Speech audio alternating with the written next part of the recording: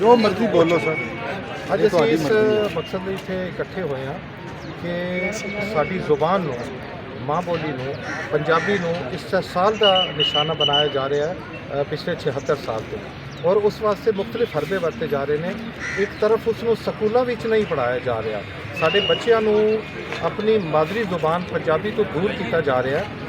और मसला है कि मादरी जुबान पंजाबी तो नहीं दूर किया जा रहा, बल्कि इस रस्ते के नाल उन्होंने अपने अदबी विरसे तो, अपने तारीख तो, अपने हीरोज़ तो सब कुछ तो पंजाबी बच्चों को खो लिया गया।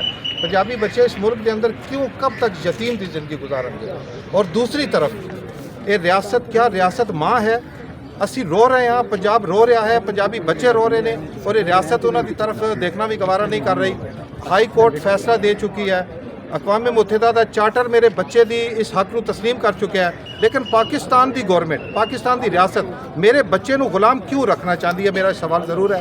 और एक तरफ तो पढ़ाई नहीं जा रही, और दूसरी तरफ जोड़ा है वो पंजाबी जुबान उसनों टुकड़े टुकड़े करने वास्ते रीसेंटली इंडस कल्चरल फोरम ने एक प्रोग्राम किया मादरी जुबाना के हवाले नाल, और उसने खूबसूरत लफाजी के जरिए पंजाबी जुबान की जी डाइवर्सिटी है, जी उसकी रिच होने की निशानी है, जोड़े वो अमीर होने की निशानी है, उसने पंजाबी जुबान को तकसीम करने का जरिया बना लिया। और वो साड़ी डाइवर्सिटी, साड़ी खूबसूरती साढ़े वास्ते एक अजाब बन गई है।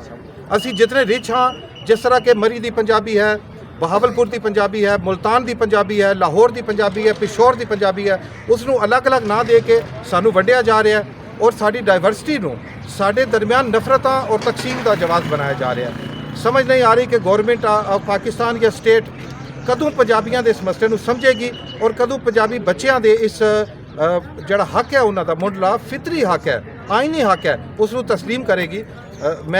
असी इस रियासत तो एक ही गुजारिश कर रहे हैं कि खुदारा पंजाबी बच्चों को, पंजाबी लोगों को मायूसी की तरफ ना जान दिओ। मायूसियाँ मुल्क के नाल वफादारी जड़ा उसनों मुतासर कर दिया ने।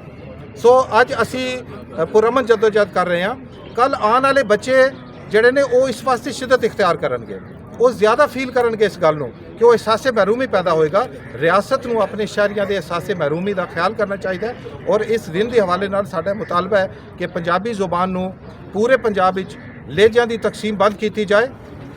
ख्वाजा गुलाम फरीद साहब, मियाँ मोहम्मद बख्श, वारिस शाह साहब, बुल्ले शाह साहब फैसला कर गए कि जुबान केड़ी है।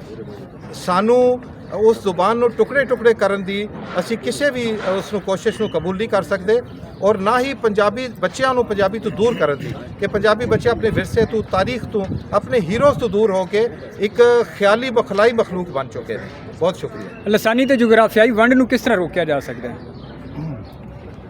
लसानी तो जोग्राफियाई जी वंड है, लसानी और जोग्राफियाई वंड रोकने का सब तो मौसर तरीका है कि पंजाबी बच्चों को अपनी तारीख, अपने विरसे, अपनी जुबान, अपने अदब नाल जोड़िया जाए, जोड़ा सब कुछ उन्होंने को खो लिया गया। और बच्चे बिल्कुल समझ नहीं पा रहे, उन्होंने इस चीज़ की शऊर नहीं दिता जा रहा कि उन्होंने विरसा कितना रिच है। साडा मुआजना अगर किसी ने पंजाब का करना है तो जाके मिस्र नाल करो, यूनान नाल करो, क्योंकि असी दुनिया की अजीम और कदीम तहजीबों के वारिस लोग हाँ। लेकिन अज सानू जड़ा वो बिल्कुल खाली हाथ कर दिता गया, साडे बच्चों को खाली हाथ कर दिता, बेजुबाना और बेशनाख्ता बना दिता गया। पंजाबी अशराफिया के हवाले नाल कुछ कहना चाहोगे कि जिहड़े साडे वकील, जज, साडे पुलिस के अफसरान, या फिर साडे जिहड़े सियासतदान या जिहड़े बिजनेसमैन, ये सारे लोग ने, ये जितनी देर तक पंजाबीयत वाले पासे नहीं आएंगे, तुहानूं लगदा है कि पंजाबी जिहड़ी है वो प्रमोट होवेगी या वो सिलेबस के बारे च अशराफिया के बारे च तसव्वुर किया जाता है कि अशराफिया किसी कौम मुल्क की माई बाप होती है, उसके मफादात का तहफ़्फ़ुज़ करती है, उस कौम की तरक्की वास्ते सोचती है। लेकिन पंजाबी अशराफिया वाहिद वो अशराफिया है कि जिहड़ी अपने लोगों को गुलाम बनाना, अपने लोगों के हकूक को गसब करना शायद उन्हें सीखा। और वो ये अजीब अशराफिया है पंजाब की कि खुद ही अपने बच्चों को बेशनाख्ता और बेजुबाना बना रही है, और इसके अंदर मेरा ख्याल है किसी दूसरी कौम नालों ज़्यादा किरदार पंजाबियों की सालत का पंजाबी अशराफिया ही है। बहुत शुक्रिया।